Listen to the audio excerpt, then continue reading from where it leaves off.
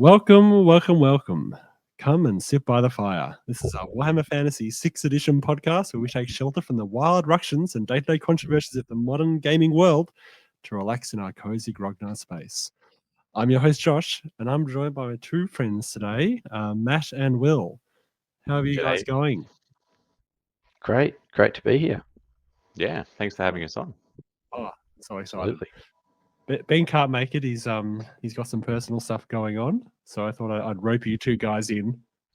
We had really pleasure to be here. Thanks for having us. Yeah, cool. Pleased to be conscripted. Who knows? This could be the start of something beautiful. But yeah, we had a fun game of the campaign the other week. Yeah, it's more. Damn right we did. Yeah, gee, tongue goes by quick. So yeah, I'd be keen to chat over it. I haven't really. I mean, I've done these battle reports, but it's very different when you've got all parties involved in the discussion. I think you get an unbiased truth, no slander. Yeah, that's right. Or lots of key details that I'll probably have forgotten about. That you know, there'll be interjections here. No, you didn't do that. Yeah. All right. But yeah, so we'll go through the campaign in a bit. And I did want to talk about some rules near the end of the pod, but we might just do a bit of introduction for you guys as well, because you both were in the slow grow with me last year, and now into the campaign, which is so exciting. I love it. So yeah, brought us back. Well, that's what I'm interested to talk about, because I mean, one thing, like, you know, we haven't really talked that much about like the background stuff, you know, like you guys come in for games and stuff, and it's always nice, but I don't really know what your history is for Warhammer, how you got into it, you know, what other games you play and that type of thing. So just as a bit of introduction, for almost as much from me as the listeners. It'd be interesting to hear, how you guys, how you started to get into Warhammer or wargaming, and then maybe Warhammer, what other games you play and that type of thing, and what you really like about it. So maybe Matt, do you want to go first? Yeah, sure. Mine would have been when I was 8, 10, very much into scale modeling, and then the neighbor's kid got into Warhammer, and I thought it was the bee's knees, because scale modeling is more, you build it, you paint it, you stick it on your shelf. And as a little kid, like, all I wanted to do was play with it. So it was nice to discover something that allowed you to do a bit more. So it's almost 20 years now I've been doing this. There was a little break in the middle, around the teenage years and the high school years.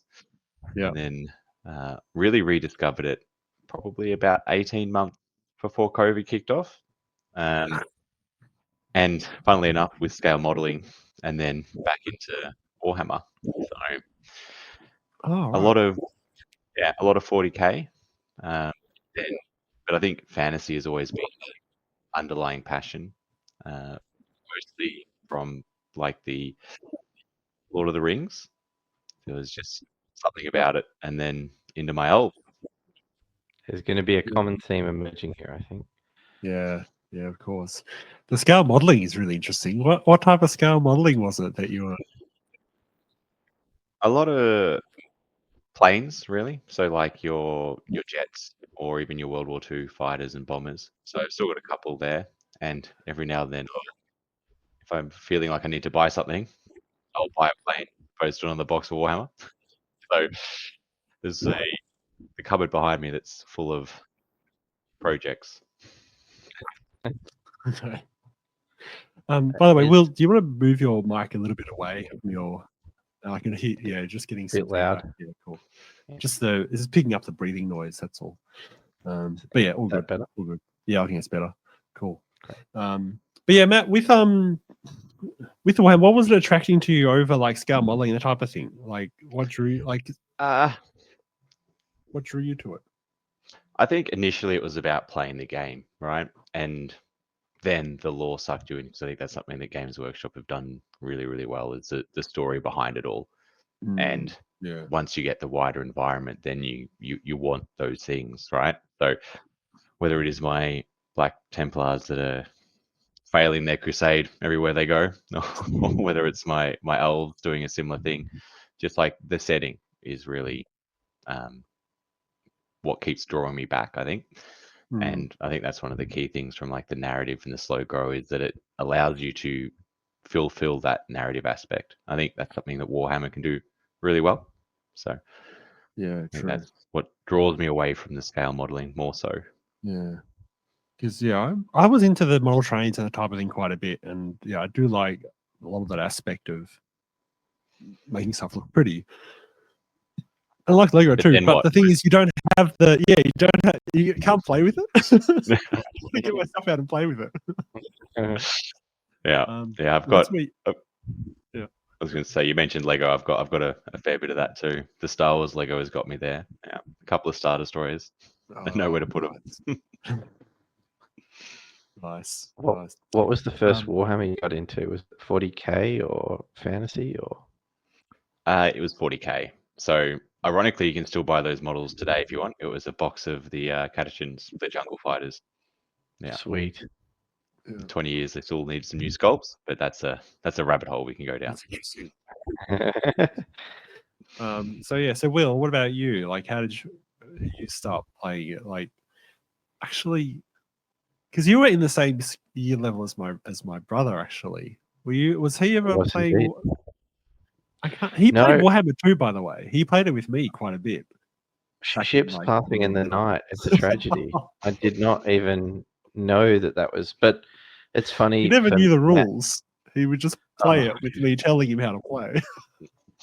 Same thing. And it's funny for Matt to say that he had a gap during high school because I also had that same gap during the same time. I got into it. My neighbors bought one day, came home with a big box of Bretonians and Lizardmen. And I was like, what's that? And eventually we started playing, and then eventually I got into building my own army, which was Wood Elves. But yeah, I never really fully mastered all the rules. I think similar to Matt, super into The Hobbit, and then Lord of the Rings after that. And the elves in there are so cool. So I wanted to do that. But I remember first battle against the Bretonians, I had a bunch of Glade Riders, the old school with the plumes. And I'm like, they're elves, they're better than anyone. So just charge the Knights of the Realm head on. And then they lost, you guys. Can you believe that? They just got creamed. And I'm like, what is this? They're elves. Yeah. This can't happen. Yeah. They lacked the plot armor that they needed. That's right. And also my neighbors played as well. But yeah, I never knew the rules properly. And I think in those days there was like a bit of the rules which said advanced section, or maybe even it was just the special rules. But my neighbors, we all played, but we're like, we won't worry about the advanced rules because we can't be bothered with that. And my poor neighbor played Undead. And what are the two of the advanced rules we decided we didn't want to bother with? Psychology and magic. And so he was like, I don't understand why these undead are so expensive, and they're just like terrible. You were just playing with like movement, shooting, and combat as 3 phases with no other aspects of the game. Yeah. I think it was even like they had. It was the era where they had like the combat cards or something like that, and we didn't have the cards or something. I don't know. And the second army I collected was Lizardmen, and again I had this Slan, this big fat toad thing, very expensive, and I'm like, why is this so expensive? Just waddling forward. Anyway, so then dropped out in high school, didn't really play that much then, though I still kept up with like the story, because I remember we had at some point in that the Storm of Chaos campaign, and that was awesome to watch. It was so exciting like a TV show, just the constant updates. and then dropped out for ages. And then a friend of mine who I used to play with, I met up with again. We played a bunch of 8th edition, and then after that 40k, and then the world blew up of fantasy, and then I dropped out for ages, up until sort of a bit before the slow grow. So, and then the rest, you know. Yeah, straight back into the Wood Elves then. It's intensely satisfying, because it's like going back to something I couldn't do. I didn't have the money, didn't have the skill, didn't have the patience to make them, and honestly, the models weren't as good as they are now. So it's fulfilling childhood dreams every day with this army. So feeling pretty happy about it. Isn't it great when you go back after not having done it at all since you're a kid and going, oh, I can just, well, in theory, I can just buy whatever models I want.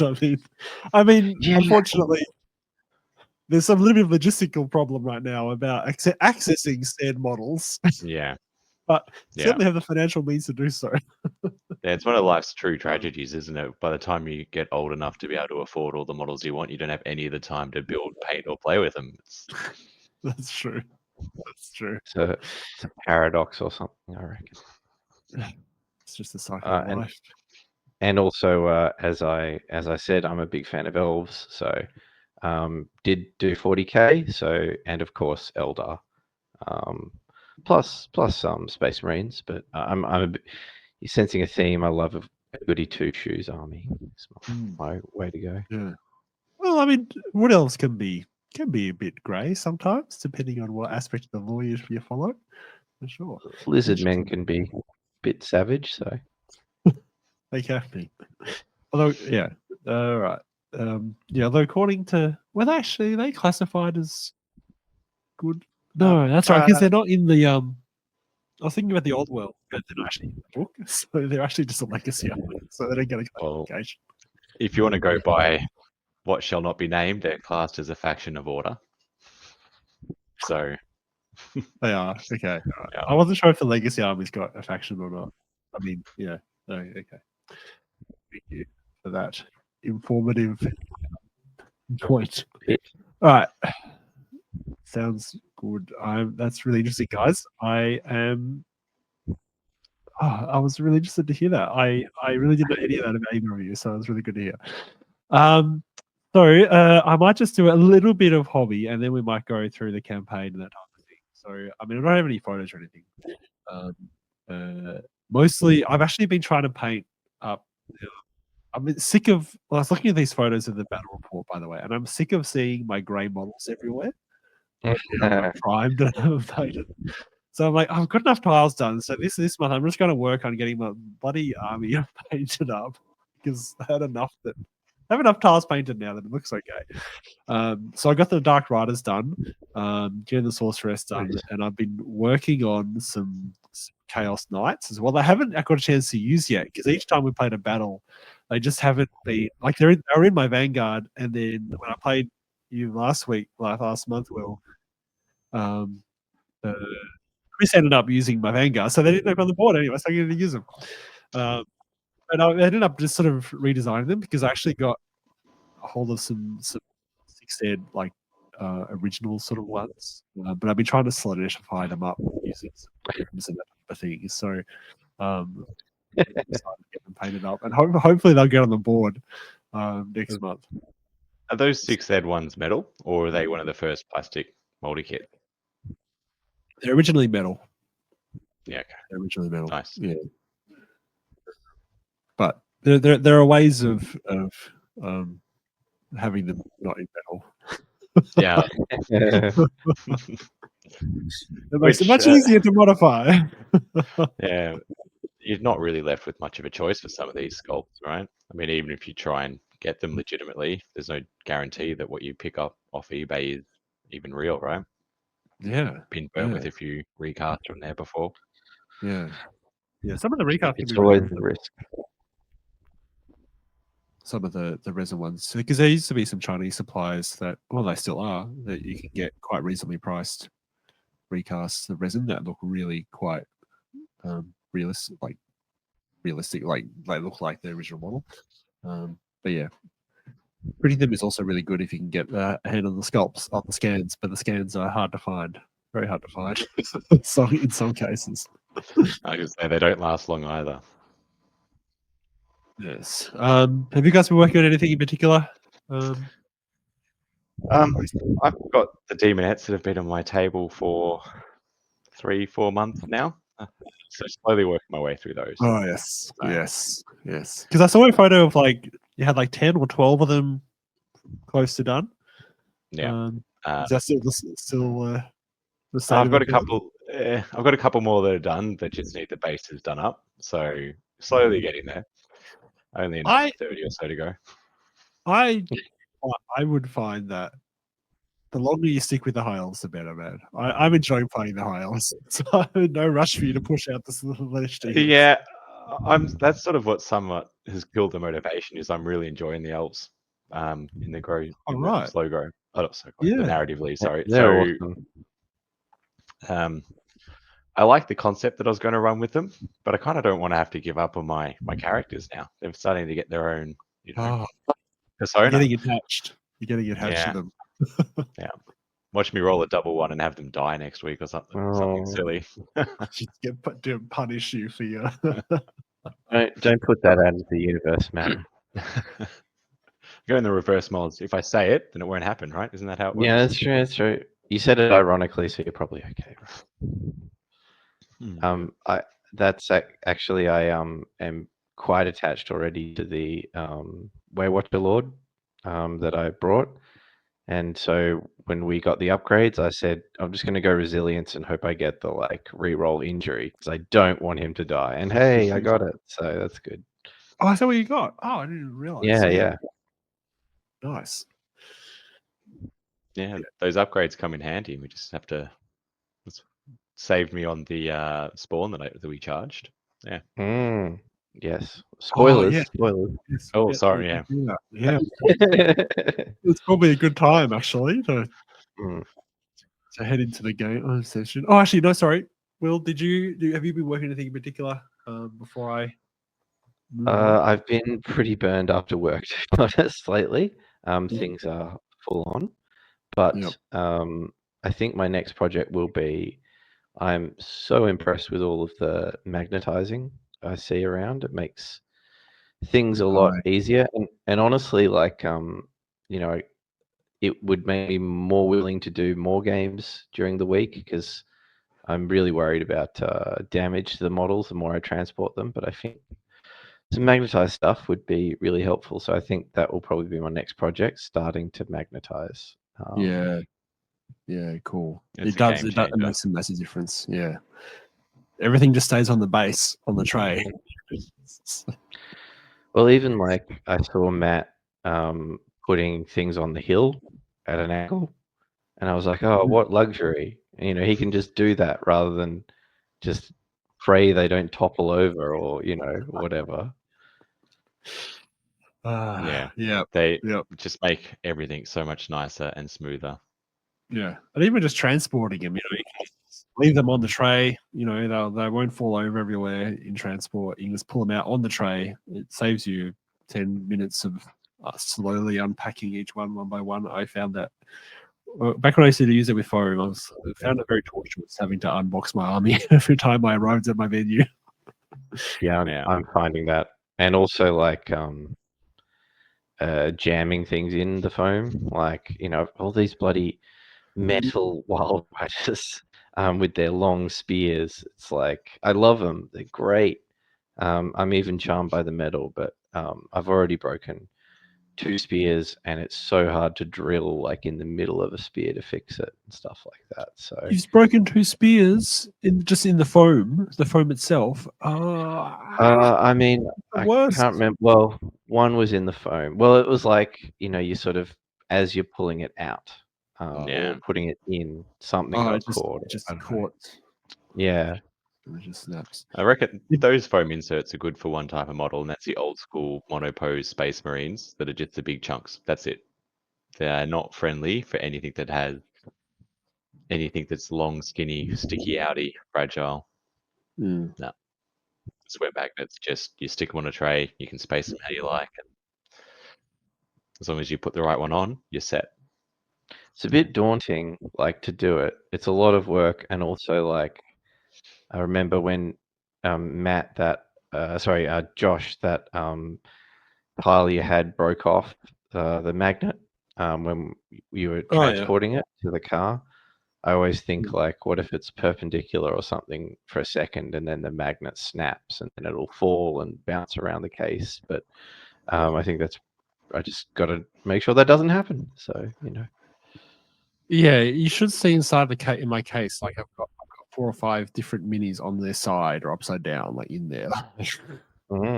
Like that Right. tile came off because the magnet actually wasn't attached to the tiles. The glue had failed. That was the problem. The magnet was fine. Magnet was still on the thing when I found it. That's the magnet had to move. What the hell? You just need big enough magnets, but you don't want too big though either, because it makes it annoying to get them off the tray. So there's a balance. 3 or 4 mil, 2.4 mil deep, just so that it's the exact width of the base. The base is what you want. I don't think I was going to say.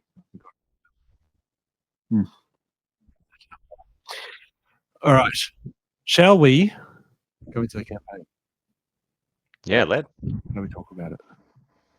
We'll move your mic a little bit further away from your mouth because I can still hear it. All right, breath. Very easy thing to do. So, I'll go. So, there were what, 5 of us there last round? Yeah. So, what happened exactly? So, I can't remember. It was Matt. You made an attack against me, but I think Will also had the opportunity to do so. But somehow he ended up both attacking me. I think Will took the easy option of saying I'll join in on my attack. I think was it. Yeah, decision paralysis. Yeah. I was like, not sure what to do here. It sounds like a less stressful thing if I only have to control half an army. But I also really like these multiplayer battles. They're a lot of fun. So I'm like, yeah, I'll do that. Like, was it because we had won the math before? Is that what you mean? Like, so coming from that one, you were like, I want to do that again, but maybe from the other side. Yeah. Well, I think it was a lot of fun to be able to bounce ideas off Matt when we're like, should we do this? Should we not? It's usually all of the pressure is on you to make every call. So yeah, I like to listen to that. I've never done co-op before like that, and it was a good experience, good change. Like, it's just a different challenge, right? And I think it was we added a little bit of narrative there, right? So the good elves joined up to take on the bad elves, and it worked out pretty well. And I think even just like different dynamics, because you're sort of not sure what's going to be in Will's vanguard to go with my core battalion. So that was interesting and worked well. Yeah, nice. Glad to hear it. Because it is quite a different way of playing the game compared to just normal rocking up playing 2,000 points pitch battle, which most people seem to do. So what have we got? Yeah, there we go. So we got the elf off. Elf off. Elf bowl. It's actually really cool to have all 3 nations of elves in one battle. That's like pretty unusual. That's true. Like, when does it ever happen that you get all 3 in a battle at the same time? Like, that never happens, does it? It's definitely going in the lore, let me tell you. I'm so excited to hear. I should put a link to your blog, by the way, because the lore you write up for these games, I love it. It's something I don't have the capability of doing. I can write rules and I can sort of set things up, but doing that fluff is like not something I have the brain capacity for. But yeah, we'll go through our game in a bit. The other one was I think so. Chris tried to explore the ruined castle in Monte Castello, which I was so excited to see in the battle in that terrain piece, but didn't happen because Travis, rather than contesting inspiration, he decided to attack Chris and attack the plane, which I was so annoyed about. So I henceforth mean that you can't do this. So I've changed the rules so that if you do the code expiration, you can't be attacked on your other pieces, just because there is a bit of a opportunity when you're making a declaration, because it's in a certain order, and if you don't make use of your opportunity to make an attack, then if you just get attacked by someone else, and you've completely lost that opportunity, because the benefits from defending is much less than attacking potentially. Although, I mean, you can get benefits if you roll in an ambush or mini engagement, or some of the lower engagements that can occur when you actually gain territory and stuff. But overall, defending is less advantageous. So if you lose that opportunity to take territory by attacking because of your exploration, and then you get attacked anyway, it's kind of a bit shit. So yeah, I have decided to modify that just so that it gives you a better option about if you attack someone else, that's okay. If you explore, that's okay. You're not going to get penalized for that necessarily. But yeah, anyway, so this is what set up all the characters with 5 characters. An alleged wandering hero who did a lot of wandering and not much else. Yeah. Morals. All right, he'll wander in next week. He stays on the list, right? Yeah, he stays nearly. So there's someone else calls for his aid. So just for context, guys, the wandering hero is someone that there's a particular table, called Legends and Artifacts table that Matt rolled, where he picked up this wandering hero who has got some pretty decent stats. He's just on foot though. He's on the movement forward. He's on foot. He's got the Dragon Worm Sword, which gives him extra stats against dragons and a +2 attacks. It's very, very eerily similar to a classic character in Warhammer Fantasy, but we'll get through that. I've just got a whole bunch of photos here, by the way, so I am just going to scroll through and just see what I thought I had a deployment photo after this, to be honest. Oh, there it is. Oh, that's a bit out of order. So the scenario that we rolled, what was it? It was surprise attack, which means it was so thematic, right? Because it meant that Matt, you were coming on, you attacked me, essentially diagonal deployment, whereas your battalion about 1250 points versus my battalion in rear guard, so in total about 1800 points or so. But then Will's army is coming on the rear corner behind my lines about turn 2. So it felt like it was a allied battle in a way, wasn't it? Like just the theme it worked quite well. And as I'm sure we'll cover off, there looks like there's probably one too many units in that photo. What? No, crazy. Yeah. No, I did, just going back to the campaign turn, I really did want to explore the ruins, but I was just so far away from my initial placement. So now that I've got a staging ground, that's definitely on the agenda for next month. Yeah, and I think Chris in the previous turn attack Travis? So this is payback. Yeah, it was retribution. Yeah, it was totally an attempt at revenge. It didn't quite go his way from what I recall. I think he solid massacre. I didn't get a chance to, because I mean our game went way longer, and I think I found that with any game where there's 2 people on one side, by the way, I find that can be the case, that the length of the game is affected by that, just because of the discussion, whereas when you play so you kind of have to go, okay, I'll do this, I'll do that, I'll do that. Whereas definitely when we're playing doubles in the slow grow that one round, that game took ages. That took like 4 hours or something. When we had, remember that game where we had like 4 different armies in different corners, which is again so much fun. I remember, and in fact, I happened to team up with High Elves in that battle too. So lucky. Lucky ran his elves. Yeah, that was brave as well. I think I missed the doubles. I missed a few of the slow grows, unfortunately, and that was probably one of the ones I didn't get to participate in. But yeah. Because there were a few of us there. I think there was probably 7 of us there that day, so there was enough for one doubles table and then one singles table, and then I think I was just watching both games and documenting it all, which was kind of fun. But yeah, with Travis and Chris, I think as you say, it ended up being pretty one-sided result in the end.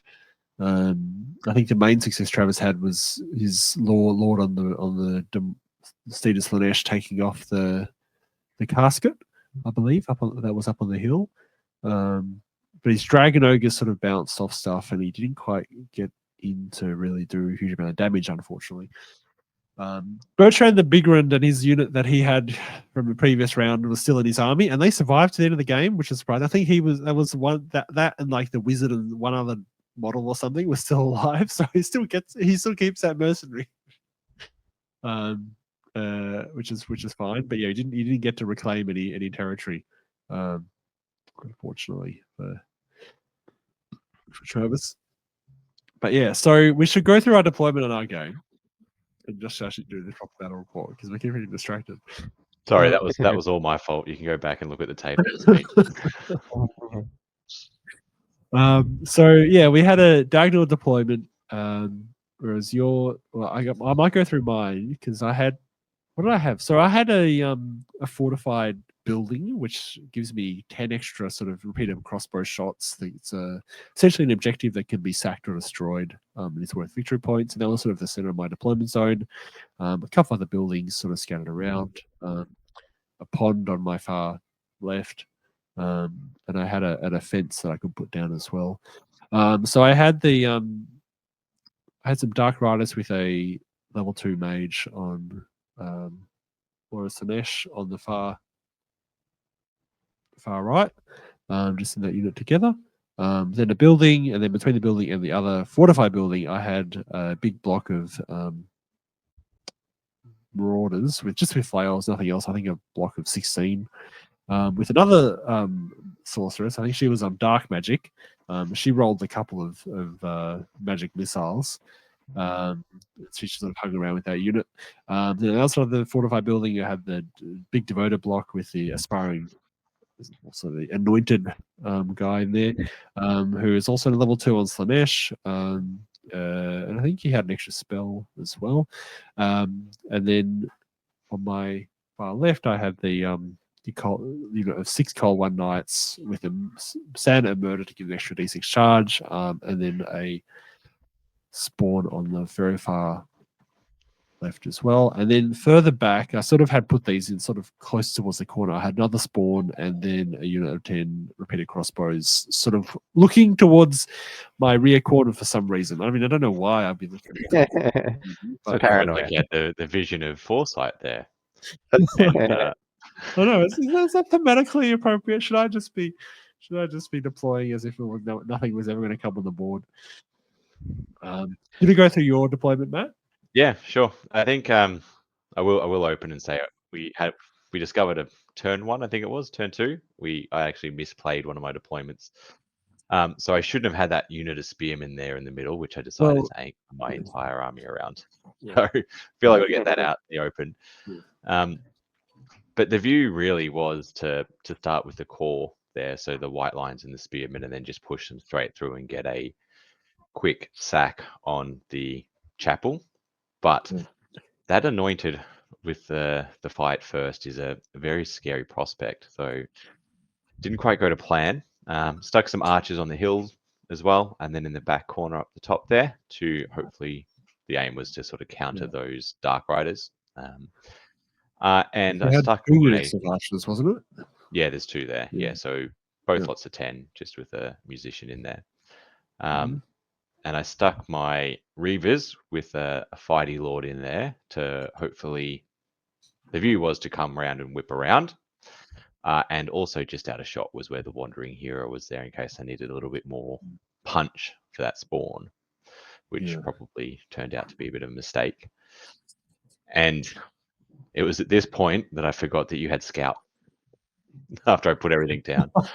Oh, yeah. I didn't even mention that. Now, but Matt, Matt, luckily, where are your scouts? Oh, yes. Yes. My scouts that they technically died. I had to spend some coins to Oh, not that's let them right. die. Yeah. Oh, I completely forgot about that. So I There wasn't was off a to a scouting great. table. You roll double Yeah. ones on the scouting table, and they just die. Great So I had to start to that, spend like the Good. first rolls. So funny. the dice Oh. give and the dice take. So Yeah, they so you paid for a reroll, didn't you, to get Yeah. off those double ones? Because one thing with elves is they're not cheap. I can't really afford to throw away 150 points off the bat. Yeah. So Yeah, fair. they do turn up eventually, but I wasn't Yeah, able to scout with them as how I might have liked originally. No, Yeah. it was what I think it was like a random appearance, wasn't it? So like on a 3 from Correct, turn yeah. 2, they appear on a random board edge using a scattered dice, and then sort of working out Yeah. from there. So they do come in down on near those trees in the scout Yeah, where all woods. the other scouts were. Yeah. Yeah, we had the a scout scout off, Funny how they a end up 3 over there, nation actually, scout yeah. off. Yeah. Yeah. But thankfully, Will's Wood Elves, the scout could deploy and was able to sort of cover my rear. And he also, I think you stuck your Waywatcher, is it Waywatcher Lord? Up in the forest over there near the Dark Riders. Yeah. Yeah. So yeah, you He's put a- your Waywatcher. So because there will be people listening to this without watching the video, by the way. So I try to be fairly descriptive with what I'm saying. So yeah, the Waywatcher Lord is up on my far right, with right next to the Dark Riders, as Matt said. But the Waywatchers, where were they? So I put my shades like right in the far corner behind your whole army, Matt. Yeah, there's a nice little forest there for you to hide behind. Yeah. And you may not see them there, Josh, in the shot because, of course, Waywatchers are masters of camouflage. But yes, they are on the other side of that forest because your scouts deployed first, but Waywatchers in this edition have a super cool ability where they can deploy anywhere the opponents can't see. So they appeared in that forest. Right next to the shades. That was fun. Right next to the shades. Mm. Terrifying. Yeah. It really was. It really saved my bacon because otherwise I'm looking at what is it? There was 5. Is there five of them? 5 shades? Just Of the sitting there shade? peppering. Yeah, up. there's 5 shades, minimum shade. Yeah, just yeah. repeating shots into the back of T3Ls. Just Yeah, I'll go through. Actually, where have I got the slide for that number 10? So, because that was that altercation that ended fairly quickly. Yeah. So we took first turn. Yeah, you took first turn, didn't you? I'm pretty sure you did. Yeah, it would have gone very differently if you'd been the first to shoot, Josh, because they've got no armor. I mean, it's hard to hit them, but it's hard to hit them. Assuming you shot it's at them, pretty hard to hit them. Like, Yeah. because you would have been out of my sight. So which meant I would have had to move closer to see you. Then you've got like what?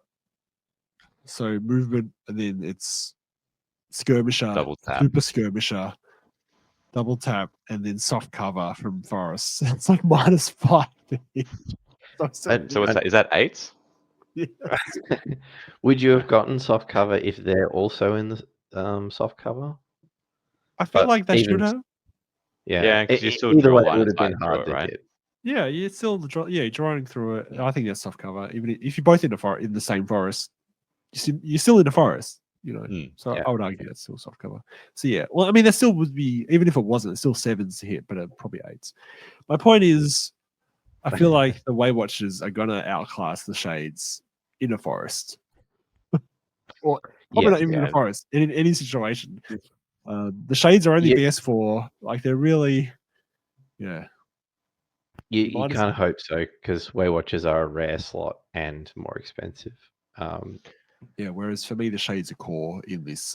I think in the regular Dark Elf list, they're special, maybe. But in this Cult of Slaanesh list, they're actually core. So yeah, very, very different. And there's 70 points. I mean, how many points are the Waywatchers? 120. Yeah. Okay. So I think by virtue of us having to deploy like that, you won that encounter, right? So we had to stick a unit that could have been peppering something else there to Well, that's true. cover my big whoopsie. So Yeah. Yeah. Yeah. The shades roll are an irritant at best. Hmm. Sometimes they do well where nothing kills them, and then they can just keep pegging shots at some block for like 3 or 4 turns. But most of the time, they're just there to distract something. In our last Yeah. battle, you took out a unit of Glade Guard in a single turn with them, so you know. Oh, that is true. I forgot about that. That's all I did the whole game, but they did do that. They killed what 3 guys and triggered a panic and then ran off the board. Yep. That was like one Speaking of of panic, I think this is your first of many panic checks, Josh. Oh with yeah. this, So what actually happened, guys, was that what happened? Yeah. So you killed 2 of them, enough for a panic check. Because even if you kill 1 less, it wouldn't trigger a panic, but 2 was enough. Failed the panic and they run. Yeah. Just heading towards the board edge. I don't think they quite hit the board edge on that No, they first didn't. turn, but it was close. And then I think Yeah, they failed a that's second really time good. and still didn't quite get off the board. So you did pretty well not to get them off the board with 2 failed Yeah. panics. I failed a second time. Oh. Yeah, I think so. Yeah. Yeah. And then you rallied, and they were such a nuisance that eventually Matt had to Fury of Cain them. So Mm. they got Fury of they were Cain, my shades. Now, how do you get around a minus I have 1 no hit memory of skirmishes? that. This seems like such overkill. There's Yeah. so many other juicy targets going on in this Oh, list. I didn't have any because I blocked line of sight from my mage. That was Oh, that's right. because Yeah, I was that too whole busy fleeing ridiculous from those thing that cold we'll get ones. to. I was like, oh, if I put it here, they're out of line of sight. I forgot line of sight goes both ways. It does go both ways. All right, well, we should get to that. So the first thing Yeah. was so you panic off the shades in the first turn, and then you also had this long deliberation about whether to charge into my spawn with your Illyrian Reavers and Yeah. Captain. Like, so this is right on the far flank. You had the wandering hero behind there, but it was never going to get in. No, it wasn't. That It was. wandering hero. It was never going to get in. I feel like this is why it was such a long game, because I've been so agonizing over whether they should make this charge or not. Because I think actually, first of all, we rolled the fog. There might not have been any fog in the game at all because we kept. Oh, that's right. rolling Roll fog. So there was weather. We got the weather. We got fog, which meant we had to roll an artillery dice at the start of each turn, like game turn, and times it by 4. But I think we rolled a 10, like on the 3 dice, times? like what? 3. We Three or had 4 3 times. tens. Yeah. 3 times. Yeah. And then we got a We had a misfire for this misfire as one. well, yeah. Yeah. But So yeah, anyway. they got in, and it was all going to come down to the commander who had the great weapon mounted, sort of 3 attacks. Was it strength 6, hitting on 3s? So I think the spawn 3 wounds, right? So 3 wounds, banking on tough him. 5, but no save. Yeah, banking on the commander doing some work, and he hit, and then I don't think he converted a single wound, and there was a little bit of panic. Yep. Because I thought he panicked big time. Yeah. I was lapping this up. I was like, yes. And then it was like, oh, I know he has an upgrade. Let me check. I thought it was reroll hits. I thought he could reroll hits that he missed once per game, but he actually got the upgrade from his skill points for reroll wounds once per game. So that allowed me to get a couple more in. And then I was like, okay, I've got 2 cavalry spear attacks. Surely, maybe I can proc one of those. The spawn's gone, no problems.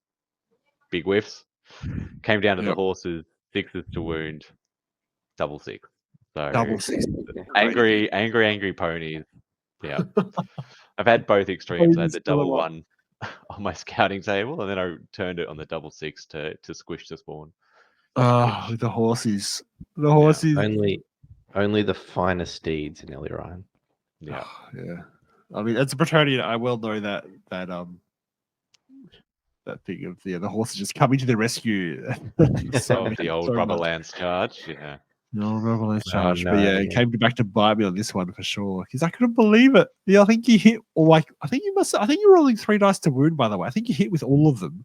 And then you got 2 6s or something crazy. Like it was I could not believe that. More wounds than it had. Like you actually only needed one roll 1 6 and you got 2.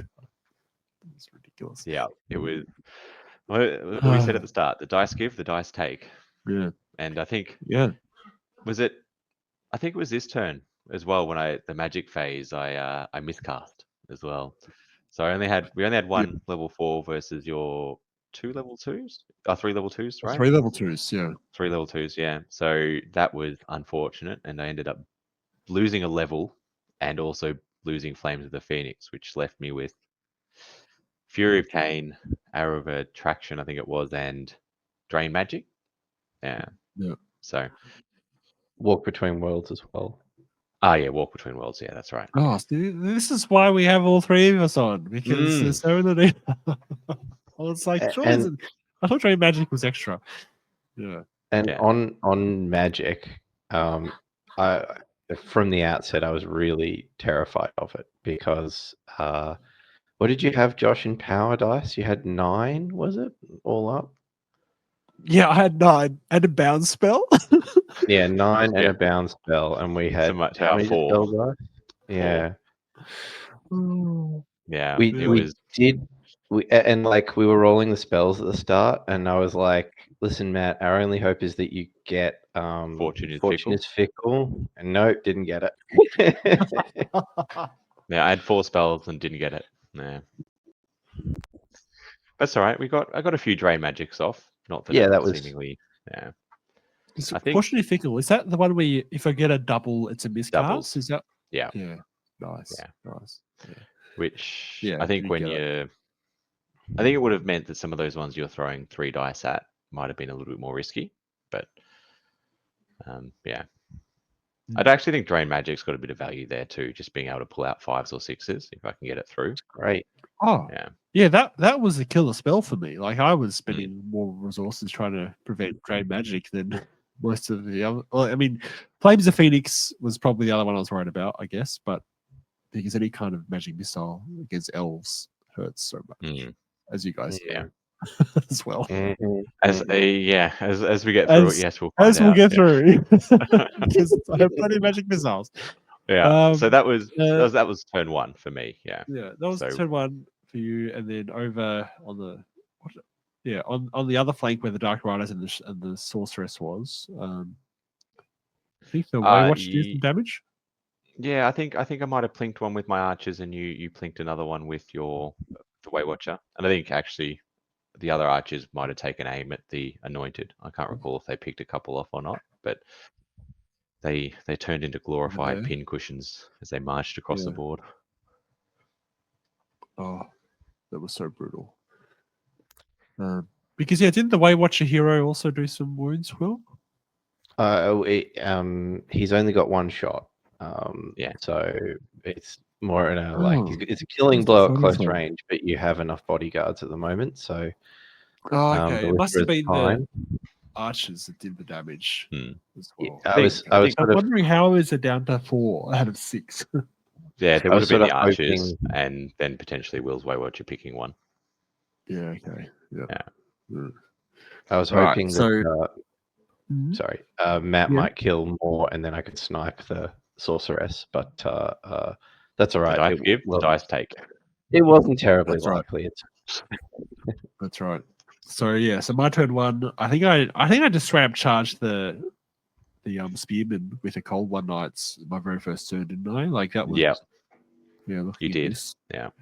And I think you had to re-roll the Banner of Murder, right? Because I think you rolled quite low initially, and you weren't sure if you were going to get in. And it turned out the right decision in the end because you were out. So yeah, I did because I got a 2 because Banner Murder is plus D6 inches and they're 14-inch charge range, and they were pretty far away. And I wasn't happy with 2. I felt like I needed at least 17, 18 inches. But I paid for a roll, got a 6, and it turned out I think it was 18. I think in the memory, something like that I needed. So I needed at least a 4. So they got into the Spearman unit that may or may not should have been there, but get into that. And I managed to get the frenzy spell off on that unit as well. Yeah, from memory too, just to really make sure that I don't know, like if they got in without the frenzy buff, it might have I could have fluffed the dice, and then you've got enough set of combat res that I could just lose that combat straight up. Like if I just only got 1 or 2 wounds through because I missed most of my attacks or some shit like that, which can happen in Warhammer. Sure. As it turned out, you didn't miss very many. No, I think I was going to 'cause even say the frenzy. hatred and frenzy. Just I think you did. Oh yeah, because there's hatred as well. That's what it was. Yeah, the hatred. Yeah. made it. And just as an FYI, I think if you jump to the next picture, you'll see some elves that are fleeing from a panic check. Just a friendly reminder: high elves are immune to panic from dark elves. Oh yes. Oh my Yeah, so those god, I little can't elves forgot that. on Archer Hill, the ones that took I think Yeah. three wounds maybe from a chill wind, or what's the other magic missile that you have? Doom Bolt, maybe. Doom Yeah, Bolt, Doom maybe. Bolt. Yeah, Probably Doom they Bolt. should have just said we don't care. So they proceeded to Yeah. flee and then run off the board. It's so annoying. Completely. Because yeah, this panic was like crucial in this game. So much stuff panicked. And you Yeah. shouldn't have been panicking. I should have been panicking. But yeah, because I had a bunch of magic missiles on that Dark Elf. The dark magic one inside the Marauders sort of center. I moved up sort of behind the fence. Yeah, she got Chill Wind, she got Doom Bolt, and then the one on this Dark Seed had a bounce bolt Doom Bolt as well. So yeah, so that was so she could put out some damage. Yeah, and the other one you had delusions as well, and the frenzy spell I think as well. Yes, yeah, I had a bunch of spells going on. Yeah. Anyway, so the cold ones ended up because they had rerolls with frenzy, which is ridiculous. They ended up killing half of the unit, I think, and then you end up automatically breaking. Yeah, I think it was. I think I killed 8 or 9, which is ridiculous. Yeah, before we even looked at the mount. I think we were talking about like I don't think you get any attacks back. Oh wait, I fight in 3 ranks, so you probably killed at least 10. I think you had like 3 attacks back. It was like the champion and like one other dude. Just in the one third dude, rank yeah. or something. And they promptly did not do much. I think they fled and then they got munched on. Yeah, good. But removed from the board because they should never have been there in the first place. Now, the should correction. Should we talk about how we resolved that, by the way? I don't think we've said. I think we should almost talk about it. Oh, yes, we can almost, because, that was the main, like, really, otherwise, my Dark Riders, I moved them away from out of the line of sight of the Hell Archers behind the building. They're sort of looking at the Waystalker. I can't remember if I managed to, I think I tried. I did manage to get a Doom Bolt off on the Waystalker as well, didn't I?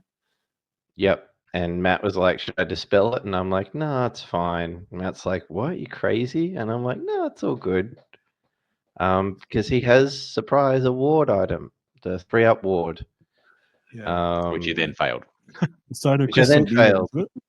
Yeah. That's right. Because if you fail it, you lose it, right? It goes. So I had to spend my reroll to reroll it and got it the second time. But I was like, yeah, that's what hubris gets you. Yeah, I think that was one of the big learnings here, is that it was really much picking which spells to dispel, knowing what was coming and trying to protect the really crucial units from the spells. Yeah, especially against that many power dice. Yes. Right. Well, turn 2. Willis Army comes on the board. Yeah. You want to go through what you were thinking with that? Yes. So we had a bit of a debate about how much I should send after that spawn. Because you notice that spawn got real cozy.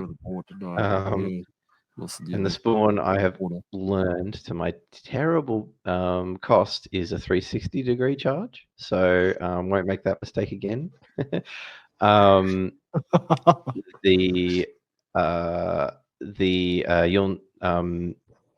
I did have a mercenary unit, a bunch of pikemen, Pizarro's Lost Legion, that was going to come.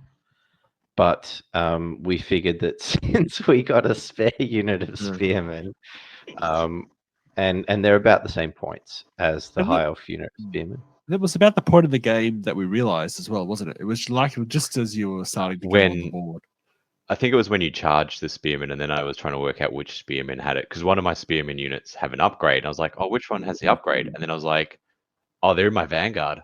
I don't have a Vanguard this game. And because we had taken a little bit longer getting started, I was like, oh, we could reset, but we've already spent an hour sort of getting going. We were probably half an hour into the game at this point. So, I was not going to reset. I was like, no, not happening. Not happening. Yeah. Got to work out a way of evening this out. And it worked out okay, I think. I think Considering. so. Yeah, I think it works absolutely fine. Like, yeah, I mean, the Pizarro's Legion is very similar point value, very similar function. Yeah, I think it was fine looking at the board. So yeah, I was trying to decide whether to copy what Matt did, because as it happens, those Wild Riders, sorry, the Glade Riders, there's a hero with a great weapon in there, very similar to what the Reavers were when they charged the spawn. So I was like, could they maybe do it alone? But the War Dancers are there, so I said I'll send just the hero and the War Dancers, and hopefully that'll be enough to deal with the spawn. The Wild Riders, I debated a lot about whether I should try to make a charge against the Dark Riders or the Crossbowmen, but in the end I decided I'm not confident that's in 18 inches. So instead decided to bring those Glade Riders to try and burn down that church filled with crossbowmen, and put Wild Riders. We're going to run into that forest and hope with the soft cover they could survive enough to pose a threat to those crossbowmen. So that was my thinking at this point. And what else? I think at this point the Cold One Knights had punched through and were at the back of the White Lions. So was also wondering what to do with my Way Watchers, whether to just move in there to try and body block. But in the end, I decided I'll try and killing blow some of them. But yeah, this certainly slowed the game down. These sorts of debates, I think me and Matt had. Yeah, there we go. Yeah, no, there was a lot of discussion about what to do. lots of different decision points, wasn't there? Well, it can be really hard because they all sort of tie into each other, right? And I think because initially you did have your mounted lord in that unit, but we were like, we've got to sack that building because that's obviously 10 double tap crossbow bolts coming at you. So yeah. And that was the building. other. Yeah, the right play. Unfortunately, we didn't quite roll high enough to sack it that turn. That's what I mean. And the other thing was, I was pretty sure those crossbowmen were going to delete one unit. It was going to be your Reavers or my Glade Riders or something else. And I'm like, oh, well, saturate the field. They can't kill them both, you know? Yeah, they do pretty well, the repeated crossbows, as long as they don't get too many negative modifiers. Like, that's the thing. Like, if I can keep it below 5s or even 6s to hit, like, so if they don't have to move and there's, like, if it's just long range and there's no other modifier and they're hitting on 5s, they can really put out some hurt. But as soon as you're adding soft cover or they've had to move, you know, suddenly it's 7s or something, and it's just like they don't really do much. But in the right situation, they can actually be really quite lethal. The repeated crossbows.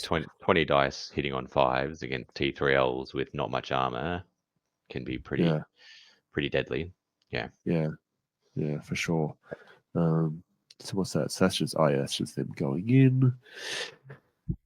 I think for the other, I guess, elf movement, I think I squidged the lions forward a little bit to try and get away from the cold ones and also not too close to the anointed, so sort of meat in the sandwich. That the scouts did turn up just behind the forest in my deployment zone there. And I moved the Reavers around with the view to sort of try and sack the middle next turn, or maybe even a cheeky flank charge or something if you gave it to me on the anointed. The devoted and the anointed, yeah. And my wandering hero now stuck on a flank with nothing over there besides to slowly trek through the marsh. It's just in the middle of the pond. I didn't know what to do with him at this point because he obviously only moves 4 and he's a long way from anything. I think maybe send him towards the lines. Yeah. And you can see your archers didn't rally and ran off the board as well. The panicked archers that should never have panicked. Yeah, I can't. I think I don't recall much magic happening here really, and I suspect I would have pinged the anointed, maybe taken another few with the bows. But aside from that, that would have been the rest of turn 2. And it looked, I think there is one missing cold one there. I suspect Will did some work there. Whether that was a killing blow or your ability to roll a 1 on a 2-up save. Yeah, cheers for that, Josh. I appreciate you rolling all those ones in armor saves when I shot at you. I rolled quite a few ones in this game, didn't I? Yeah. What's this one? Yes, that was the Waywatcher Lord charged the Dark Riders, and the Dark Riders ran. Yeah. Oh, okay, that was in turn 2 as well, wasn't it? Yeah. Yeah. So they actually played the charge. You've got your what is that? The Wild Riders sitting in the forest, as you say. Yeah. And then the Glade Riders, they threw torches or whatever at the church. Did 2 wounds or something, but not much. Yeah, because the sacking dynamic was listening. I think it's you roll 2d6 plus the unit strength of all the of your units within 4 inches of the building that aren't within 4 inches of an enemy unit. You sort of add the unit strength and the 2d6 together, and any additional wounds that have been previously caused to the building as well. And you have to get up to, I think it's 17 or so. I think you got to like 15. It was enough to cause a couple of wounds to it. Take down the sort of its output a bit, make it a bit easier to sack in later turns as well. A good adjustment you made, because I think before that it was binary. You either sack the entire thing or it's too bad, too sad. So sort of that middling roll allowing you to sort of whittle it down a little bit, I think is a good little change. Yeah, nice. Cool. Oh yeah, and you can see that the actually this is start of your turn, so we've killed the spawn. The war dancers alone would have been able to kill the spawn. Yep. As it turns out. But then the hero and the war dancers push forward. But you'll notice in this picture there's no hero. No lord. Where'd he go? Yeah. Where did he go? Why don't you tell us what happened? I think it was a little bit of a. I mean, this turn. I think was this the turn that I really started rolling quite crazily, because I definitely got at least a doom bolt off on that hero. I'm pretty sure it's doom bolt. Yeah, it was the bound spell off from the Dark Rider mounted sorceress. But I seem to think, so that ended up taking the hero off, because I think you guys were triaging. Do I dispel this or not? Well, it was a tough conversation to have, because if I was playing with my own units, right, I'd be like, sorry, buddy, you're important, but I have 4 dice. I've got to stop something else. But it's Will's character, and I think, was this his first game? Yeah. No, this was like. It does add something to it. It's like, a few times as well, I was like, I don't want to let Matt down. I got to do this, even though, like, strategically, maybe I could have been more ruthless. But yeah, I think in this case, we both agreed, nah, it's not worth it, given the other things that are about to happen. Yeah, a titillating delusion to pull my white lines in front of some anointed. I think that was potentially what's coming next. I'm not sure. That's right. Yeah, that was also I attempted to do that, and I think that was the one you dispelled, because that would have given them a flank charge, guaranteed flank charge, which would have been very different. The whole game, that was what we prioritized: dispelling titillating delusions. Yeah, I think that's very fair. Yeah, because my mage, my level 4, who's now level 3, thank you very much, miscast, was in my 300 points of white lines. So losing that unit would have been a body blow that we never would have got back from. So we sort of had to prioritize that as much as possible. Yeah. Titillating Delusions is a really good control spell, because not only does it like essentially neutralize what your opponent wants to do, but it also moves them out of position. So it's a really good spell. Yeah, it's a good spell. It gives you a lot of control. Unfortunately, I mean, I don't know if this happened this turn, but unfortunately, being remains in play, sometimes if you cast it too early on in your phase, you can pretty badly. I think that was turn 4. I think it was turn 4, wasn't it? That one happened. Yeah, it was later, turn 3 or 4. Yeah. I think this turn I was mainly I got off the damage spells, and I had quite a bit of shooting as well, because the fortified building had a bit of shots going off.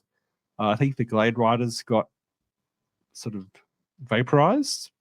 The Yeah, I ones that think attempted this to is a attack the picture building. I think of. that's them gone from Yep. the And the you can see battlefield. there's less Wild Riders than there used to be. There's Yeah. only 2 left. which was again, I think that was the repeated crossbows that I had on the board that sort of took Yeah. them off as well. What else did we have? So I think this is a And bit the later White now. Lions. Oh yeah, sorry. I was going to say I think you got some chill wind maybe on the White Lions because perhaps. Oh, maybe a Doom Bolt. I reckon the chill wind I would have done against the archers. So I think I got them both off though that turn because the chill wind managed to do a wound on the archers, killed one enough to trigger the lack of shooting, and then the Doom Bolt I think I got 3 or 4 wounds off, and it was whittling down the White Lions. So you only had at that point I think in the game you only had 8 or something of them left. Yeah. Looking at that photo, you were really whittled down actually quite a lot for the magic missiles. You rolled well with the number of hits as well when you got your magic missiles off. I think you'd roll a d6 and get a 4 or a 5 rather than a 1 or a 2.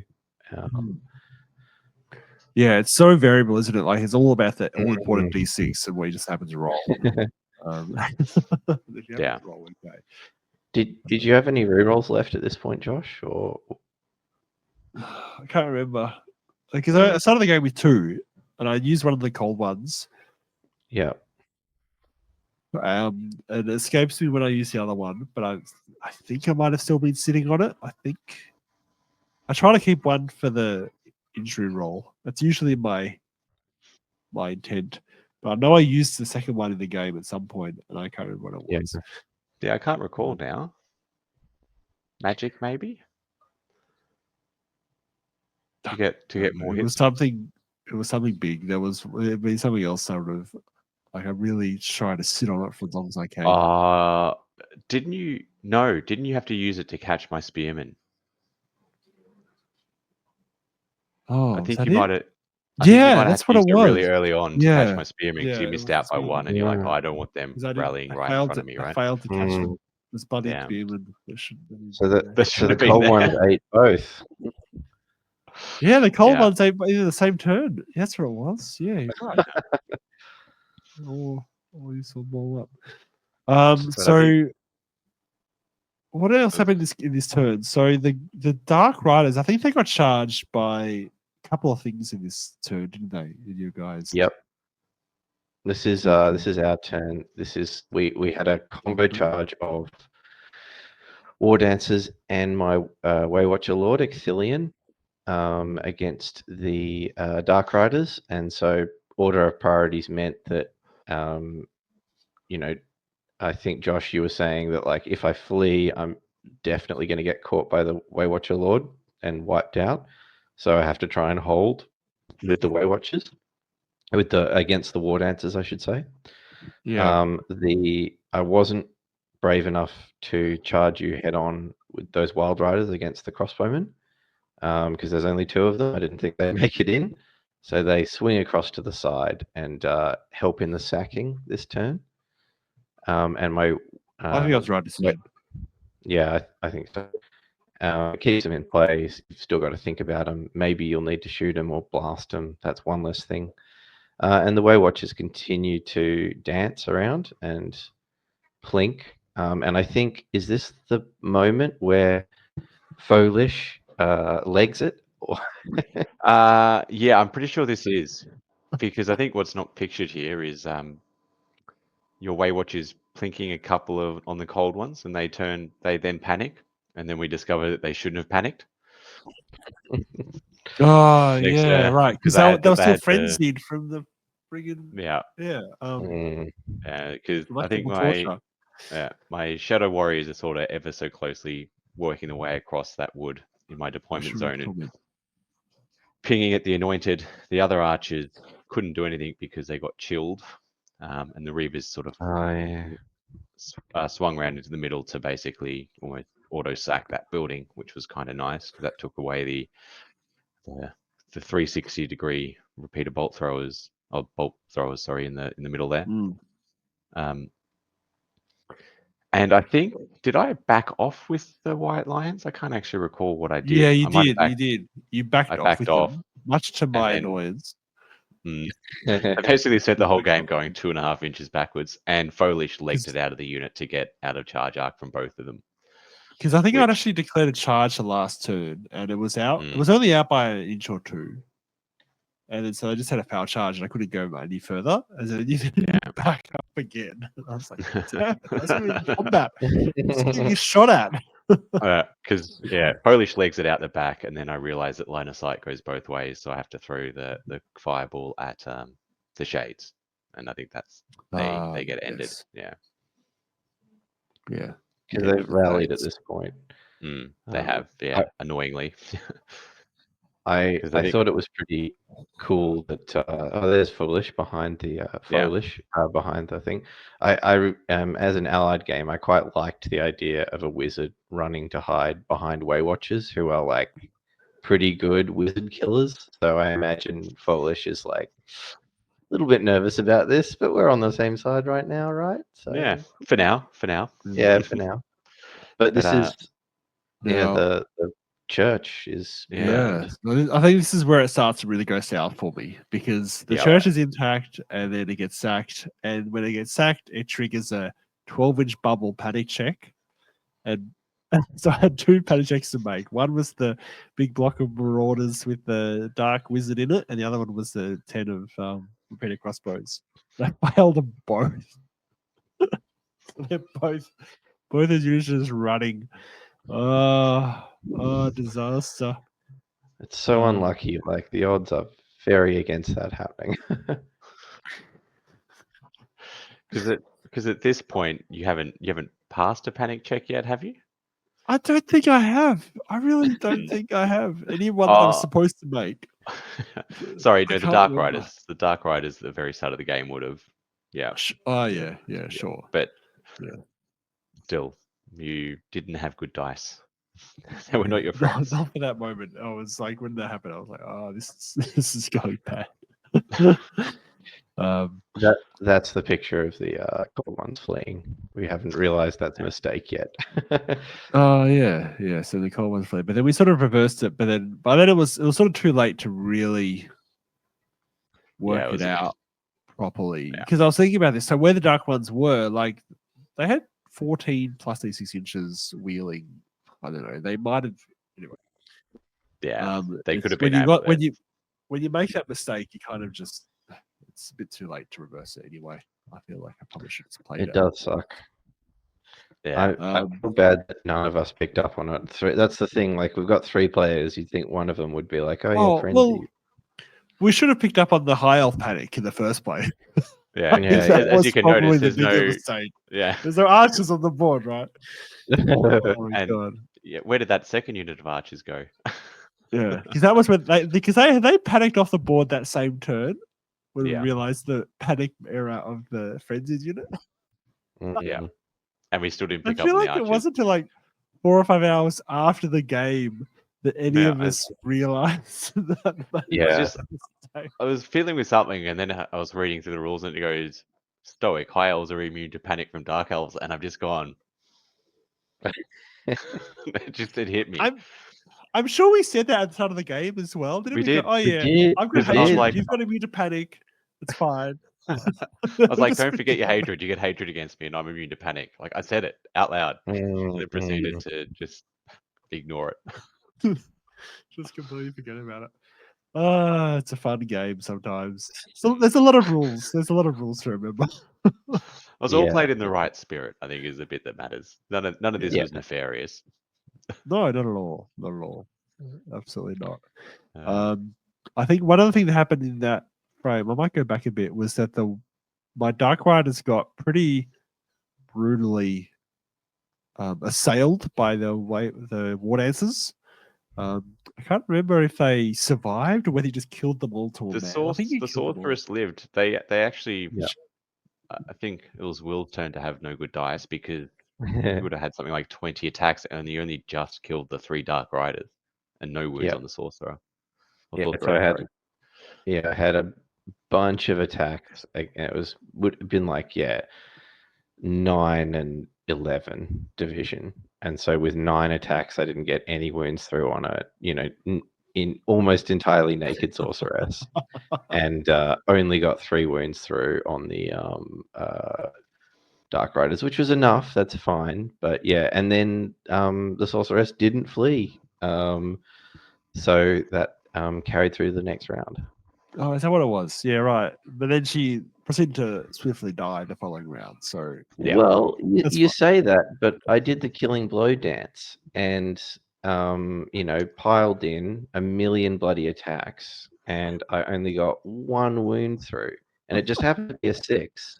But if it hadn't have been a 6, if it had been a 5, she would have survived another turn against a million, war dancers. So like, you had some moves that sort. Oh man. See, this is a detail I'd completely forgotten about. I love it. Yeah. Great. It was was just great. the lucky 6 that kept her alive. I mean, kept her dying from irritating you no end. I love it. Yeah. But I think that was also the this is where you cast Titillating Delusions too before Yes. before you wanted to. Yeah. Yeah, so I managed to cast it on the Illyrian Reavers in the end. Yep. And force them, because they're still gonna. Now that was one thing I was thinking about that I had to cast it within line of sight, but I mean, you could argue that fast cav have the 360 line of sight because they can shoot in any direction, but they can't charge any direction. So Yeah, what's the I line of think sight? they don't know. have.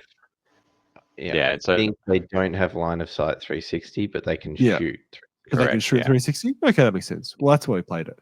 So, yeah, so I cast it so they had to pretty much go across the middle of the board and just sort of like facing off into a pointless location that was hopefully the spot that I could just blast it with some magic missiles, I guess, or at least be, not in the spot that you wanted them to be.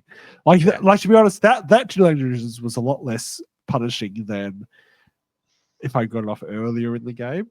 Yeah, 100%. Yeah. That was more just a mild annoyance. But yeah, so I got that off, got them sort of drawn out of position. I don't think I managed, because you managed to reproduce them anyway. I think you dispelled it in the following turn, and you could just move them around. And we did dispel it, but we didn't need to because something happened. Yeah. We did dispel it, but yes, I think there's a lack of anointed in one of those photos that you've got there. Yeah. Anointed. Is there just? Yeah. That's right. So T3Ls with no armor. Yep. Yeah. Tell the story. Oh my god. So my archers that shouldn't have blocked panicked out of did my panic memory. off the board. But there is 6, I think it's 6 Way Watchers and 8 Shadow Warriors there. And the they all took Reavers. aim. And the Reavers, yeah, they all took aim. And I think there was only the Anointed left, and then the Way Watchers took aim. So, Will, what happened? Well, there was the Way Watchers and the Champion, and so I'm like, so how do we do this? Because we talked about like what happens if there's a character in a unit and you shoot at it. So we figured that you slow roll it. So I think I got 4 hits. Yeah, 4 hits. And rolled the damage on the wound. Killed the Champion. Great, 3 dice. Not great odds, but these are close range. So killing blows. If I get a 6, need a 6. Or the anointed. Roll on the anointed standing alone. Rolled not 1 but 2 6s against him. Did you get 2? Yeah, I got 2.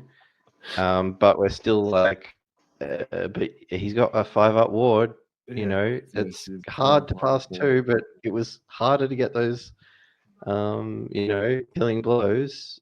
And Josh, what happened? I don't think I passed either of them from memory. I feel like I failed both. Yeah. Yeah. There was always a chance, but Yeah. So that meant that put paid to a really expensive unit that was flinging out a lot of spells. yeah. And you can see the Cold One Knights are also whittled down a bit as well. So my Way Watchers had a fantastic game. They've had a great game. You know, they've just been putting out so much damage. They haven't taken any sort of damage themselves. That's the thing. Like they're fragile. They can get fried by magic missile, but if they don't get hit by anything, their output can be incredible. But that killing blow hurts. Like, oh my god, the memories are coming flooding back now. I'd forgotten about it. I blocked it. Yeah, I was gonna say all the PTSD trauma is gone. Yeah. Oh, killing blade anointed, 381 points. So bad. It's brutal. But I think that's the cruel realities is if you got one of those titillating delusions off, then they would have just munched through a 100 and something point mage plus a 400 point white lions. That was the difference, right? They went from doing nothing to potentially doing everything. Well, would it be more? Like he's a lord level mage, Oh, yeah. wasn't he? So would it be about 250 or something? Or Probably 200? actually, yeah. Yeah, and he's got 70 points of items, so whatever that works out to be, yeah. Yeah. Yeah. So yeah, true. Brutal. Like that's the swinging door, like sliding doors, I guess. Because he never got in combat. Like, this is the thing. Like, he's 380 points, but he's just a level 2. Like, you pay 80 points for him to be level 2. Like, he's actually more a combat monster than he is a mage, really. And then His first Always Strikes First did stop Matt from charging though, which helps. Yeah, it did. Because yeah, in any other engagement, I would have thought those white lions, based upon combat res alone, would have just munched through that unit. But having to eat like 8 attacks or whatever it was going to be before I even got to take a couple with great weapons, yeah, was a big difference. Yeah, true. True. But that means that you never got in combat and you just whittled it down with shooting. So, yeah, I mean, tactically you worked it out well, right? You solved the problem, I guess, the puzzle, much to my disappointment. Yeah. And I think the other bit that's not listed is you did rally those crossbowmen, but I think there was the charge that you fled from, and the Waywatcher Lord just got them too, I think. We had been the two villages there, yeah. Yeah, I don't think I have that really on here. Yeah, because that's right. The Waywatcher Lord was charging. And you must have just clipped them or something. Yeah. No, I don't have. I think it was. Well, I think War Dancers and Waywatcher Lord both charged, or maybe it was the Wild Riders, and then you had to fled, but not enough. Choose. Yeah. So I think at that point they've been taken off. The Anointed has been taken off. I think you managed to get rid of the Cold One Knights as well. They charged the White Lions. Did they? Yeah, they did. And I think at that point, because they were frenzied and didn't have a choice, so my 8 lions stood against the remaining banner bearer with the banner of murder. Oh, just one guy. That's right. Yeah. Yeah, and unfortunately, that was never ending well. I think at that point of the game, I had just one unit of the big block of Marauders with the level 2 on Dark. And would you have the Shadow Warriors still up, the Way Watchers, the War Dancers, the Illyrian Reavers, half the White Lions, and the Foolish. So that I think there's not much left. There's a lot of dancing and getting out of charge arcs and just pinging, I think, and throwing balls around. You blew up the. There was 2 more dramatic moments where you blasted the Wild Riders, and we had a big debate about whether we try and save them, and we elected not to, and but we saved the Reavers because of that. And then at the very end of the game, right, yeah, okay, that's right, because the Reavers next to the Wild Riders, weren't they? I forgot about that. Okay, we sort of had no choice there because my commander being in that unit made it a pretty big unit, and if you panic them off the board, because we forgot that I didn't have panic. That was the decision at the end. Yeah, but I think still the right move. Yeah, I think so. What was the other thing you were saying, Will? What was the other moment? Right at the end, the Way Watchers were acting as bodyguards to Foolish, so you blasted them, and I was like, oh, good, if they drop below half strength when they definitely will. They won't get their upgrade, and they've done so well. And I can't remember what happened, Matt. I think you dispelled it on 2 dice or 1 dice or something like that. Oh, I don't actually recall. I think no. This is where we remembered that there should have been a fog roll. We rolled a fog roll and they were out of range, weren't they? Is that what happened? Right. Oh yeah, we finally rolled a low fog. Didn't we? Got a 4 or something. Like, thank God. It's a bit of a relief. Yeah. That's right. Because we So were something that didn't matter thinking, all game suddenly mattered. we were like, maybe we can pepper those marauders, and then it's like, nope, can't see them. Yeah. I think you did mention pepper them to some extent though, because in the last turn of the game, I'm down to like 3 marauders and the wizard. Oh God, how did that happen? I don't quite remember how that happened. I think at this point, because we'd been going quite a while, we didn't revert the fog on the shooting. I think it was too hard to work out who was what and where, maybe. Oh, is that what happened? And at that point, maybe they were already below half strength, so it became a bit of a moot point at that point. Yeah. No, I think you did get off a magic missile on the Way Watchers. I'm pretty sure, and something happened which just barely got them. Maybe rolled low for the hits and didn't get a wound or something like that. Maybe I can't Anyway. remember. But yeah, I mean the ultimate end of the game was I had 4 models on the board. I think we tallied up all the victory points, and somehow I think it's because I'd killed quite a bit, enough that it was. I think the difference, including the building being sacked, was just around 1,300 victory points or something, which worked out to be because the threshold for the massacre was 1,400 plus, so it was like a very solid victory. Yeah, very solid. For the good elves.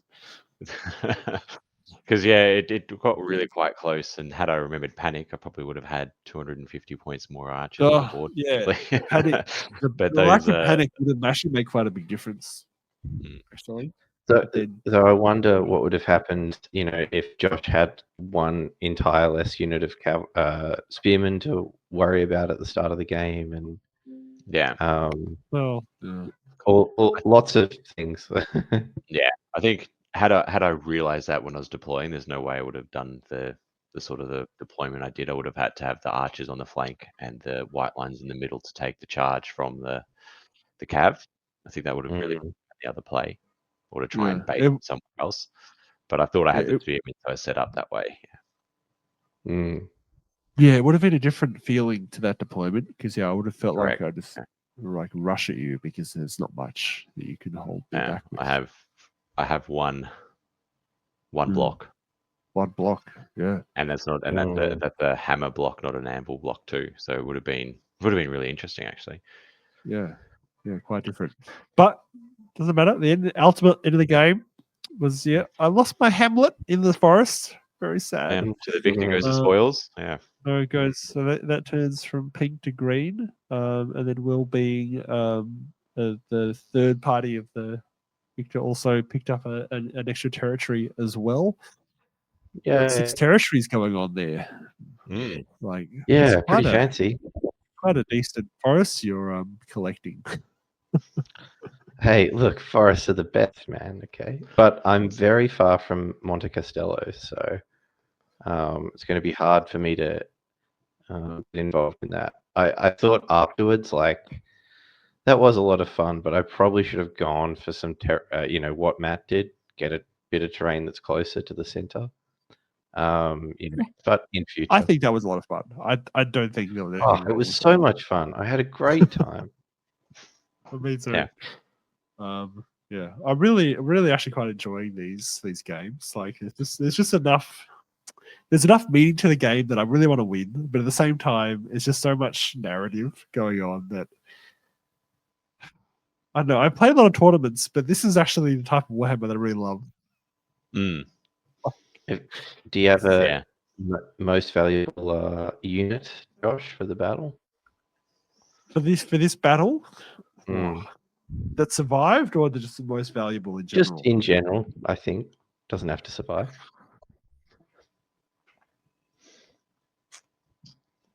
What most valuable? That's a good question. That's a really good question. I feel like nothing really did really well. I think you got to give it to your mounted sorceress. She got the Lord with the Doom Bolt, and she managed to hold up the Yeah, the true. what are what they? is it? Thought What else? Ward answers. Yeah. Yeah, War true. Experience. No, I'll give us that unit. They were quite pesky. And yeah, she put out quite a good amount of damage. I feel like if the game had gone differently, like the Anointed and Devoted could have actually just won me the game. But yeah, no, I think as it stands, the Dark Riders with her in that unit was probably what did the most work for me. The Cold ones did pretty well as well, but they really just killed one unit. Spearman, that was it, kind of thing. How much is that cold one unit that you're running? 246, I reckon, points. Okay, so they're not probably more than the Spearman. Only just the Spearman at 206 or something. So had a little bit more luck with the placement maybe and gone into a second unit. Yeah, because of the banner that banner of murder, the plus 6 charge range is 50 points. Yeah, okay.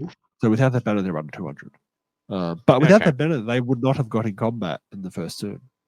True. So like first turn charge is good. That did make it worthwhile. I'm going to fiddle a lot with my lists. By the way, I'm so fiddling with it. Yeah, because I a Brood Worm.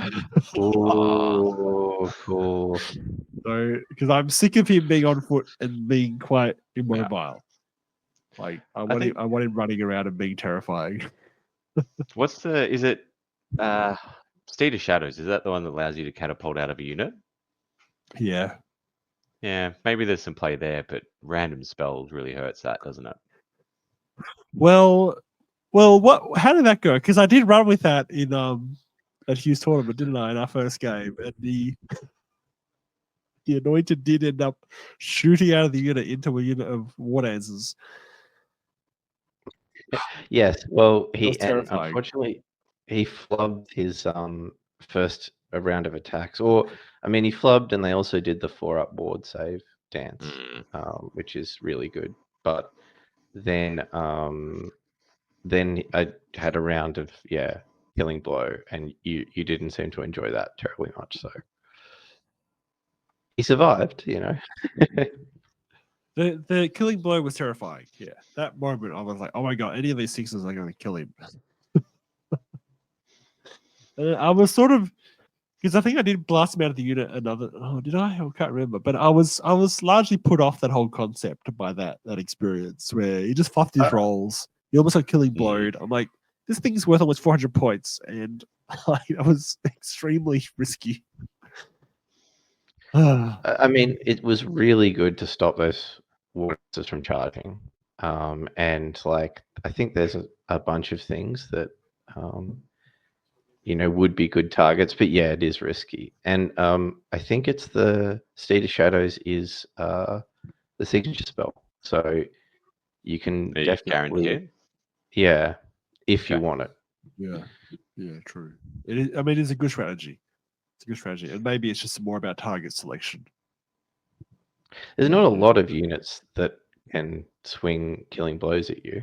So, That's probably the main mistake I made, right? Like, it just has to be a unit that doesn't have, like, 4 or 5 static combat res and also doesn't have killing blow. Like, if it doesn't have any of the rest of the things, I'll probably... Yeah, I mean, it's sort of because even the 4+ ward on a skirmishing unit is quite strong, even if it's only for a turn, right? Because that allows him to sort of then throw a whole bunch of dice back at you, and weight of averages eventually gets you. Yeah. Maybe it was just my target selection that. You also got really unlucky, I think. I feel like we're talking about taking the bootworm next month, but we shouldn't be doing that. I've painted now. It's happening. It's already happening. It's really happening. I'm excited. I'm going to be fully painted next month for the army at least. The tiles are probably going to be similar, but I'll be fully painted for my army. hopefully. There's quite a bit of orders to get through. We'll see. That's Um, very. I just as a wrap up for the episode, I did want to quickly talk about charging because I was confused with the charge. The one charge that happened where the Way Watcher and the War Dancers were charging the Dark Riders.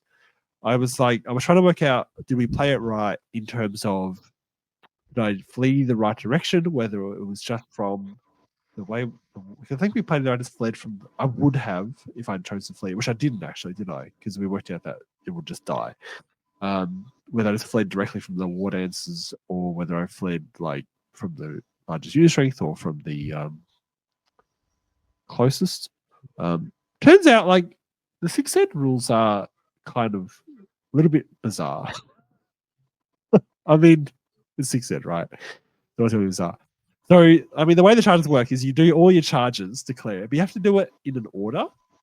Like, you have to go, I'll charge this one first, this one second, this one third. Because then you do your reactions, but your actions are... each unit only gets one reaction, by the way. So, and I guess it's in the order so that, you know, if a unit gets charged by 2 things, you react to the first charges declared, I suppose. Because the way the rules work is that, you know, that when you move charges, they are moved in the order that they're declared as well. Because I always thought it was kind of like you just do your charges, whatever order, you just move them all, whatever order, it doesn't really matter. At most, it would matter maybe the closest kind of thing. But in the rules, like, because I was trying to look into this and on the Facebook, because I actually found a post from Thomas Perinen, which is like the guy who wrote the rule book, you know, in the Facebook group. He was just like typing. And he's like talking to Alexander Storch. We're now deep in rules and written territory, which can lead to behavior we'll not tolerate, but you declare all your charges first, then the defender declares charge directly against each unit that's been charged. Each unit being charged must choose one of the 3 choices: stand, shoot, hold, or flee, and then the player declares charges, move the charge in the order he declared. Which I think we would have played it right if we had done it, because you probably declared the War Dancers first, in which case I'd be fleeing. If I was to choose to flee, I'd be fleeing against them, in which case the Way Watcher Lord would actually take off the board. However, one thing I would say is that when you declare a charge, you have to be reasonably sure it's a valid charge. Yeah, I think that's fair. So it can't be anything like completely. This charge is completely like undoable. Aside from that, like, yeah, ultimately I think we played it right. But yeah, I was just surprised that there was such a complex rule. Like, because when I'm looking into it, I'm like, surely there's just like an easy answer for this, right? And then the more I looked into that, the more I was like, oh, it's actually slightly bizarre and needs almost clarification. But it's basically the order of the charges that you declare in is actually more important than I realized that it was, according to how the rules are written. Yeah, which I think is the right way, right? So that you say I'm charging first with that unit. So what are you going to do to it, right? Because that then triggers whether you hold, flee in a direction, right? I guess so, but because you do all your charge declarations, you know, you do this, you declare this, declare that, and then he does all the reactions.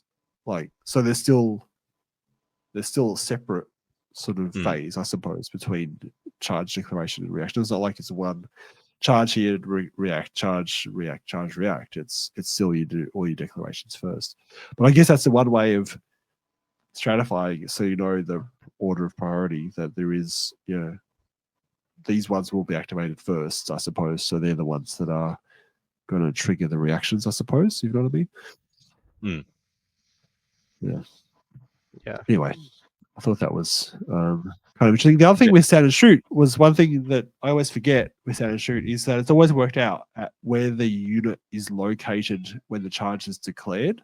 So, you know, if you're at long range, if half the unit is out of line of sight of the charges, like there's a forest that's obstructing the unit and half the handgunners can't see the unit that's charging them, they can't shoot because it's actually worked out at the charging unit's current location. So if they're long range as well, that's also a modifier.